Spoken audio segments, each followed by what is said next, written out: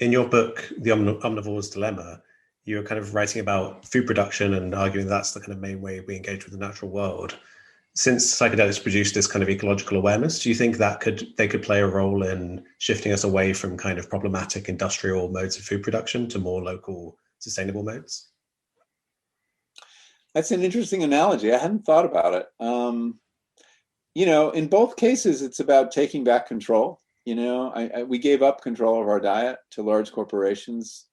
We no longer understood the lines connecting us to nature through our eating choices.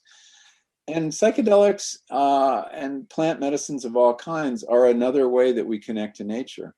It's been very interesting to watch for the Native American church that they got kind of disconnected from the plants, which grow only in one small area of Texas.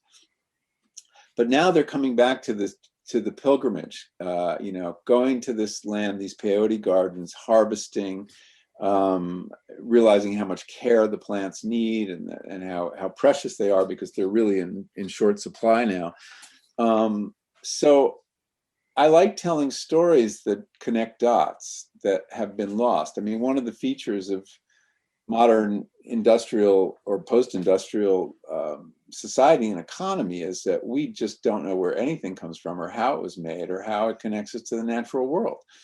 And stories about where your food comes from, 100 years ago, that would be like, oh, the most boring thing imaginable. Everybody knew where their food came from. They had a direct relationship with a farmer or they were a farmer.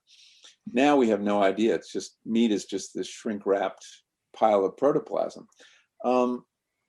So ditto with psychedelics. I mean, I think that there's, it's one of the reasons that actually using real mushrooms as opposed to synthetics or real cactus as opposed to synthetics is, and tasting it and having that physical experience of ingesting it, which can be difficult, it should be part of the process. And it's a reminder that nature gave us this. And then the questions arise, why?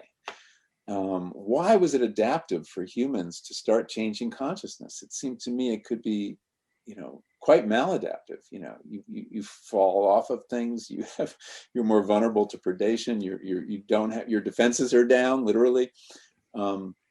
Nevertheless, evolution would have weeded out the drug takers, right, by now, if it was really so maladaptive. And so one of the things I'm very interested in is like trying to figure out, well, what is the value? How do these substances help us? Caffeine is a great example because it's so obvious. It contributed to rational thinking and kind of spotlight consciousness, gave us energy, led to greater productivity.